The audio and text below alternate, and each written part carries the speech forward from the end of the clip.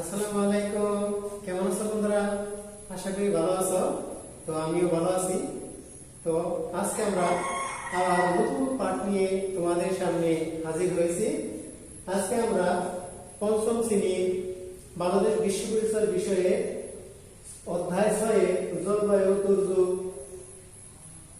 শিরোনামে নতুন কিছু জানবো। তো প্রথমে বন্ধুরা আসো তোমাদের সাথে আমি পরিচয় দিয়ে নিই। তো আমি আলাউদ্দিন, সহকারী শিক্ষক, ফারুকগঞ্জ দক্ষিণপাড়া ফৌজিয়া সরকারি প্রাথমিক বিদ্যালয়। তো বন্ধুরা আমরা এখন চলো একটা ভিডিও দেখি। ভিডিওতে কি আছে একটু দেখি এবং চিন্তা করি। বন্ধুরা দেখো, আমরা প্রথমে একটি ভিডিও দেখে নেই। ভিডিওতে তোমরা একটু মনোযোগ দিয়ে বন্ধুরা দেখবে এবং চিন্তা করবে এখানে কি হচ্ছে।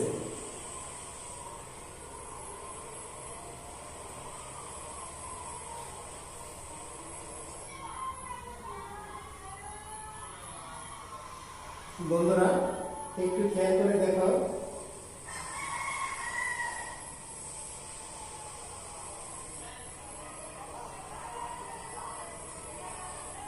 বন্ধুরা আমরা দেখতে পাচ্ছি নদী কিভাবে ঘর বাড়ি বা দালান কোঠা ভেঙে পড়ছে। আমরা দেখতে পাচ্ছি নদীর পাড়ে গাছপালা ভেঙে পড়ছে।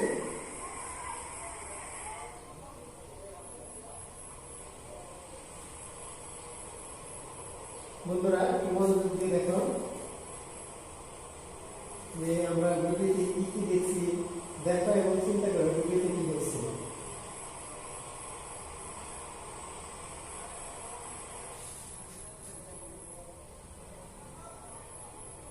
বন্ধুরা ভালো করে লক্ষ্য করো এবং দেখো এখানে কি হচ্ছে।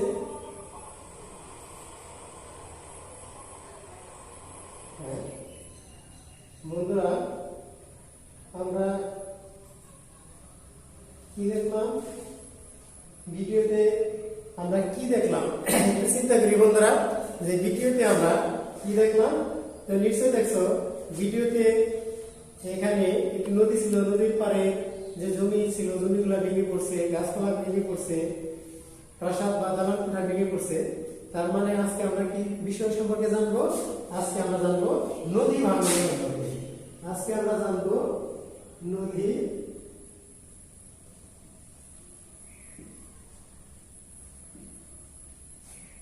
ভাঙন। তাহলে আজকে আমাদের পাঠের বিষয় হচ্ছে বন্ধুরা নদী ভাঙন। আমাদের পাঠের বিষয় বন্ধুরা কি? আবার বলছি, আজকে আমাদের পাঠের বিষয় হচ্ছে নদী ভাঙন। বন্ধুরা এসো এবার আমরা কয়েকটি ছবি দেখি। ছবিতে কি দেখতে পাচ্ছি? যে ছবিতে একটি নদী, নদীতে পাল তুলে নৌকা যাচ্ছে। এটি একটি নদী।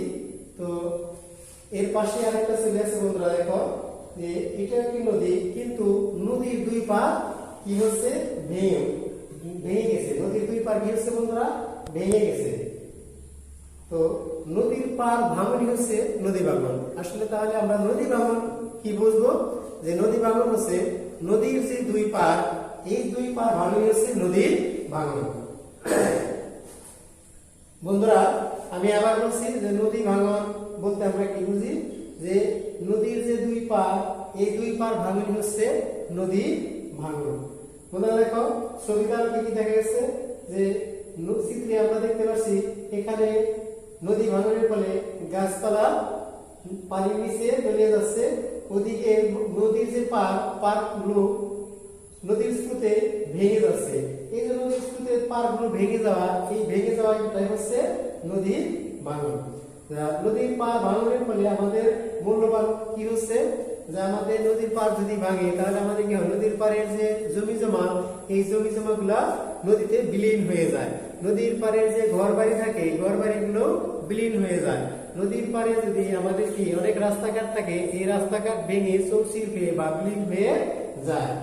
এছাড়া যে নদীর পাড়ে যদি কারো ঘর বাড়ি বা দোকানপাট হাট বাজার থাকে তাহলে এগুলো বিলীন হয়ে যায়। তাহলে বন্ধুরা আমরা কি দেখলাম যে নদী ভাঙন কাকে বলে? যে নদীর পার ভাঙনই হচ্ছে নদী ভাঙন। আর নদী ভাঙনের ফলে আমাদের কি হচ্ছে, নদী ভাঙনের ফলে সড়ক ও গ্রাম বিলীন হয়ে যাচ্ছে, কৃষি জমি ভেঙে যাচ্ছে। বন্ধুরা আমরা লক্ষ্য করছি নিশ্চয় যে নদী ভাঙনের ফলে সড়ক ও গ্রাম বিলীন হয়ে যাচ্ছে, নদীর পাড়ে যে রাস্তা বা সড়ক ছিল সেটি ভেঙে চৌচির হয়ে যাচ্ছে।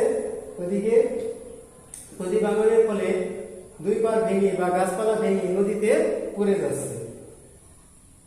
তো বন্ধুরা এই নদী ভাঙনের ফলে আমাদের কি হচ্ছে, যে সামাজিক ক্ষতি সাধিত হচ্ছে। নদী ভাঙনের নদী ভাঙনের মানব সৃষ্ট কারণ যদি বলি, তাহলে আমরা যে নদী কেন ভাঙে এর কারণ যদি আমরা নির্ণয় করি, তাহলে দেখা গেছে আমাদের যে নদী থাকে এই নদীর নিচের যে তলদেশ, এই তলদেশের বালু আমরা কি করি, অবাধে কেটে ফেলি, এবং নদীর পাড়ে যে গাছপালা থাকে এই গাছপালাগুলো আমরা কি করি, অবাধে কেটে ফেলি, যার ফলে বিশেষ করে বর্ষা মৌসুমে নদী ভাঙন দেখা যায়। বাংলাদেশ আমরা জানি বাংলাদেশ নদী প্রবণ দেশ, বাংলাদেশ নদীমাতৃক দেশ। বাংলাদেশের দক্ষিণাঞ্চলে প্রত্যেকটি জেলায় প্রায় নদী দ্বারা প্লাবিত। তো আমাদের দেশে বর্ষা মাসে নদী ভাঙন দেখা যায়। তো নদী ভাঙনের ফলে আমাদের কৃষি জমি, কৃষি ফসল, তারপরে রাস্তাঘাট, হাট বাজার, ঘর বাড়ি ইত্যাদি অনেক ক্ষয়ক্ষতি হয়। এছাড়া নদী ভাঙনের মানব সৃষ্ট কারণ ছাড়াও আমরা যদি খেয়াল করি যে প্রাকৃতিক কারণে নদী ভাঙন দেখা যায়। প্রাকৃতিক কারণে কিভাবে নদী ভাঙন হয়, যে প্রতি বছরই বর্ষা মৌসুমে বর্ষাকালে প্রচুর বন্যার ফলে আমাদের নদী একেবারে বিলীন হয়ে যায়। নদী দুই পার ভেঙে কৃষি জমি সহ আমাদের ঘর বাড়ি গাছপালা সব নদীতে তলিয়ে যায় বা বিলীন হয়ে যায়। তার অন্যতম কারণ হচ্ছে যে প্রাকৃতিক কারণ আমাদের বন্যা। এই বন্যার ফলে প্রতি বছর কি হয়, নদী ভাঙন হয়। তাহলে আমরা দেখলাম বন্ধুরা যে আমাদের মানব সৃষ্ট কারণের মধ্যে নদী থেকে আমরা যদি কি বালি উত্তোলন করি, আমরা প্রায় দেখি যে প্রায় নদীতে এখন থেকে আসছে ড্রেজার বা অন্যান্য ভাবে নদী বালু উত্তোলন করছে, যার ফলে আমাদের নদীর দুই পার ভেঙে যাচ্ছে।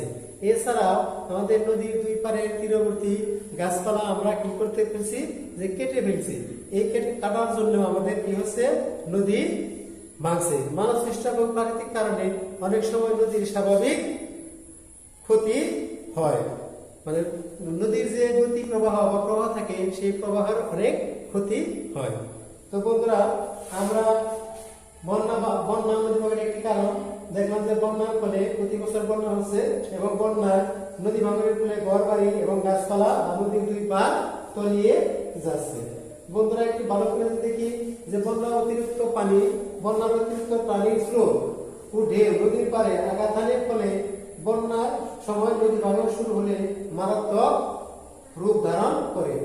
যে বাংলাদেশের বর্ষাকালে প্রচুর পরিমাণ নদী, বিশেষ করে আমরা দেখি যমুনা, পদ্মা, মেঘনা, এই নদী ভাঙন এই প্রবণ এলাকায় অত্যাধিক ভাবে নদী ভেঙে যাচ্ছে। বন্ধুরা নদী ভাঙনের মানব সৃষ্ট কারণের ফলে নদী ভেঙে পড়ছে।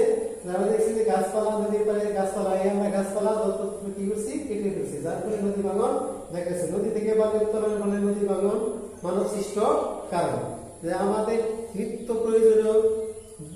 প্রয়োজনীয় বা দৈনন্দিন প্রয়োজনে আমরা প্রায় নদী থেকে বালু উত্তোলন করছি, যার ফলে এই নদী ভাঙন দেখা দিচ্ছে।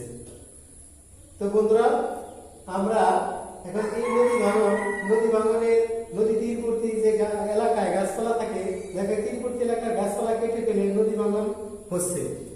তো এইগুলো আমাদের মানব সৃষ্ট কারণ। এখন বন্ধুরা আমরা দেখি তাহলে নদী ভাঙন কি। যে নদী ভাঙন হচ্ছে নদীর পাড়ে যে দুইটা পার, এই দুই পার যদি নদীর স্রোতে বা নদীর প্রবাহের ফলে ভেঙে পড়ে, তাহলে সেটা কি হয়, নদী ভাঙন হয়।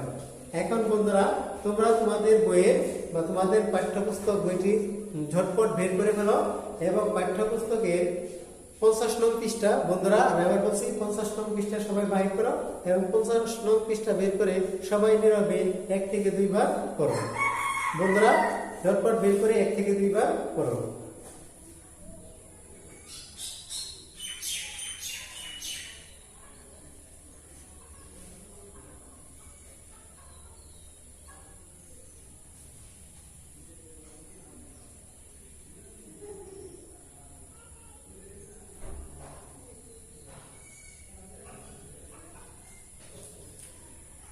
বন্ধুরা নিশ্চয়ই তোমাদের পড়া হয়েছে আশা করি। তো আমরা এখন দেখি কয়েকটি সঠিক উত্তর একটু যাচাই করি। এখানে আছে দেখো, নদী ভাঙন প্রক্রিয়া হতে পারে কোন কারণে? নদী ভাঙন প্রক্রিয়া তীব্র হতে পারে কোন কারণে? আমি আবার বলছি যে নদী ভাঙন তীব্র হতে পারে কোন কারণে? আমার এখানে অপশন দেওয়া আছে বন্ধুরা, দেখো নদী ভাঙন প্রক্রিয়া তীব্র হতে পারে কোন কারণে? এখানে আছে নদী খনন, বালু উত্তোলন, বন্যা, বৃক্ষ নিধন। নদী ভাঙন তীব্র হতে পারে কোন কারণে? নদী খনন, বালু উত্তোলন, বন্যা, বৃক্ষ নিধন। তো বন্ধুরা এই অপশনগুলোর মধ্যে কোনটি সঠিক? তো আমাদের মনে হয় যে বেশিরভাগ বন্যার ফলে নদী ভাঙন দেখা যায়। নদী ভাঙনে কোন মৌসুমে বেশি হয়? নদী ভাঙন বন্ধুরা কোন মৌসুমে বেশি হয়? আমরা সাধারণত দেখি যে নদী ভাঙন সাধারণত বর্ষাকালে বেশি হয়। বর্ষাকালে বন্যা প্লাবিত হয় এবং যার ফলে নদী ভাঙন দেখা দেয়। এরপরে বন্ধুরা দেখো, বাংলাদেশের কোন এলাকায় নদী ভাঙন বেশি? বাংলাদেশের কোন এলাকায় বা কোন অঞ্চলে নদী ভাঙন বেশি? বাংলাদেশের দক্ষিণাংশে বা দক্ষিণ অঞ্চলে নদী ভাঙন বেশি। তো বন্ধুরা নিশ্চয়ই তোমরা দেখেছো। এখন বন্ধুরা আমি পাঠটি তোমাদের আজকের অধ্যায়ে কি শিখলাম একটা আবার যদি যাচাই করি বা পুনরালোচনা করি, তাহলে দেখা যাচ্ছে বন্ধুরা যে আমাদের প্রাকৃতিক দুর্যোগের মধ্যে নদী ভাঙন হচ্ছে একটি। আর দুর্যোগের এই নদী ভাঙনের কারণ বা নদী ভাঙন কি সেটা সম্পর্কে যদি জানি, তাহলে আমরা দেখছি যে আমাদের যে দুইটা নদী থাকে, আমাদের যে নদী থাকে, নদীর যে দুটি পাড় থাকে, এই দুটি পাড় যদি ভেঙে যায়, বিশেষ করে স্রোত বা নদী প্রবাহের ফলে যদি এই দুটি পাড় ভেঙে যায়, তাহলে আমরা সেটাকে নদী ভাঙন বলবো। এখন এই নদী ভাঙন কেন হয়? কারণ আছে যে তার মানব সৃষ্ট কারণ যদি বলি, তাহলে আমরা দেখতে পাচ্ছি যে নদী ভাঙন কেন হচ্ছে। যে নদী ভাঙন যে আমাদের নদীর পাড়ের যে গাছপালা বা তীরবর্তী অঞ্চলের যে গাছপালা, এই গাছপালা আমরা কেটে ফেলছি, যার ফলে নদী ভাঙন হচ্ছে। এছাড়া আমরা নদী থেকে প্রচুর পরিমাণ বালি উত্তোলন করছি, যার ফলে নদী ভাঙন দেখা দিচ্ছে। এছাড়া প্রাকৃতিক কারণে নদী ভাঙন হয়। প্রাকৃতিক কারণে বিশেষ করে বন্যা প্রতি বছরই আমাদের দেশে বিশেষ করে নদী প্রবণ এলাকা বা দক্ষিণাঞ্চলে বন্যা বা নিচ এলাকায় বন্যা দেখা যায়। এই বন্যার ফলে আমাদের নদী ভেঙে যায়। আমাদের বাংলাদেশের নদী ভাঙনের প্রভাব বা প্রকট এতই বেশি যে দেখা গেছে একটি অঞ্চল বা একটি গ্রাম প্লাবিত হয়ে এক গ্রাম অন্য গ্রামে পরিণত হয়ে যায়। নদীর এপার থেকে অনেক সময় ওপারে চলে যেতে হয়। তো আমাদের এই নদী ভাঙন বা নদী ভাঙন কিভাবে প্রতিরোধ করা যায় সেটা সম্পর্কে জানা উচিত। তো আমরা এই নদী ভাঙন যদি প্রতিরোধ করতে চাই, তাহলে বন্ধুরা দেখবো যে আমাদের প্রথমে কি করতে হবে? বন্যা প্রতিরোধে বাঁধ তৈরি করতে হবে। আমাদের যে এই প্রতি বছর বন্যা হয়, এই বন্যার ফলে যেহেতু নদী ভাঙন হয়, সেহেতু আমাদের কি করতে হবে? যে বন্যার পূর্বে বা বন্যা আসার পূর্বে বন্যা প্রতিরোধ বাঁধ তৈরি করতে হবে, তাহলে আমরা নদী ভাঙন একটু হলেও রোধ করতে পারবো। এরপর ছাড়াও বন্ধুরা সেচের জন্য কালভার্ট ও সুইচ গেট নির্মাণ করতে হবে। যে আমাদের কৃষি জমি যে সেচ, এই সেচের জন্য কি করতে হবে? যে নদীর স্রোত বা নদীর প্রবাহ, নদীর পানি যাতে সহজে দিতে পারে, এই জন্য সেচের জন্য কালভার্ট মানে ওই কালভার্ট এবং কি করতে হবে? সুইচ গেট নিয়ন্ত্রণ ব্যবস্থা রাখতে হবে। সুইচ গেটের মাধ্যমে নিয়ন্ত্রণ ব্যবস্থা রাখতে হবে। তা বন্যার সতর্কতা অবলম্বনে আমাদের প্রস্তুতি নিতে হবে। বন্যা আসার পূর্বেই আমাদের কি করতে হবে? প্রস্তুতি নিতে হবে, যে যাতে নদী ভাঙন না হয়। এছাড়া আমাদের এলাকায় বন্যা নিয়ন্ত্রণে কি কি করা প্রয়োজন সে সম্পর্কে আমাদের গভীরভাবে চিন্তা করতে হবে। আমাদের রাস্তাঘাটের উপরে যদি নদীর উপরে রাস্তাঘাট থাকে, তাহলে নদীর উপরে অবশ্যই সেতু বা কালভার্ট নির্মাণ করতে হবে। আমাদের যত্রতত্র কি করা যাবে না? নদী থেকে বালু উত্তোলন করা যাবে না। নদীর পাড়ে আমাদের কি করতে হবে? বৃক্ষরোপণ করতে হবে। নদীর গতিপথ বা নদীর স্রোত, নদীর পানি প্রবাহ যাতে সহজে যেতে পারে তার ব্যবস্থা রাখতে হবে এবং নদীর দুই পারে প্রচুর পরিমাণ বৃক্ষরোপণ করতে হবে। আর আমরা যত্রতত্র কারবার বা নদীতে ভাত দিয়ে নদীর স্রোত বা গতিপথ বেগবান করব না বা করা যাবে না, তাহলে দেখতেছে একটি অঞ্চল হঠাৎই প্লাবিত হয়ে যেতে পারে বা নদী ভাঙন দেখা দিতে পারে। তো বন্ধুরা, আজকে আমরা তাহলে শিখলাম যে দুর্যোগ অধ্যায়ে নদী ভাঙন শিরোনামে নদী ভাঙন কিভাবে নদী ভাঙন হয়, কেন নদী ভাঙন হয়, নদী ভাঙন প্রতিরোধের উপায়, কিভাবে আমরা এই নদী ভাঙন প্রতিরোধ করতে পারি, এগুলো সম্পর্কে জানলাম। তো বন্ধুরা, আমরা এখন বাড়ির কাজ দিব তোমাদের। তোমরা সবাই সুন্দর করে খাতা বের করো এবং খাতা বের করে খাতা কলম নিয়ে সুন্দর করে প্রস্তুতি নাও, ঝটপট লিখে ফেলো। আমি বলছি বাড়ির কাজ। বন্ধুরা, খাতা বাহির করছো নিশ্চয়। তো বাড়ির কাজ যে নদী ভাঙন কি, নদী ভাঙন কি, 1 নম্বর প্রশ্ন নদী ভাঙন কি। 2 নম্বর প্রশ্ন যে নদী ভাঙন কেন হয়, নদী ভাঙনের 3টি কারণ লেখো, নদী ভাঙনের 3টি কারণ লেখো। বন্ধুরা, আমি আবার বলছি নদী ভাঙনের 3টি কারণ লেখো। বন্ধুরা, 3 নম্বর প্রশ্ন নদী ভাঙন রোধে, নদী ভাঙন রোধে আমাদের করণীয় কি, নদী ভাঙন রোধে আমাদের করণীয় কি, নদী ভাঙন রোধে 3টি করণীয় লেখো, নদী ভাঙন রোধে 3টি করণীয় লেখো। বন্ধুরা, আমি আবার বলছি 1 নম্বর প্রশ্ন নদী ভাঙন কি, নদী ভাঙন কি। 2 নম্বর প্রশ্ন নদী ভাঙনের 3টি কারণ লিখো, নদী ভাঙনের 3টি কারণ লিখো। বন্ধুরা, 3 নম্বর প্রশ্ন নদী ভাঙন রোধে, নদী ভাঙন রোধে আমাদের করণীয় কি, 3টি করণীয় লেখো। তো বন্ধুরা, আশা করি পাঠটি তোমাদের ভালো লেগেছে।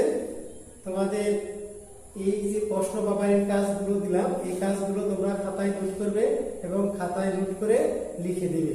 আর ঘরে বসে পাঠদান বা ঘরে বসে শিখি এই পাঠ প্রতিদিন তোমরা দেখবে এবং প্রতিদিনের পাঠ প্রতিদিন খাতায় নোট করবে এবং সবাই ঘরে থাকবে, নিরাপদে থাকবে। সবার সুস্বাস্থ্য কামনা করছি এবং সবাইকে আবারও ধন্যবাদ জানিয়ে আজকের পাঠ এখানে শেষ করছি। সবাইকে ধন্যবাদ।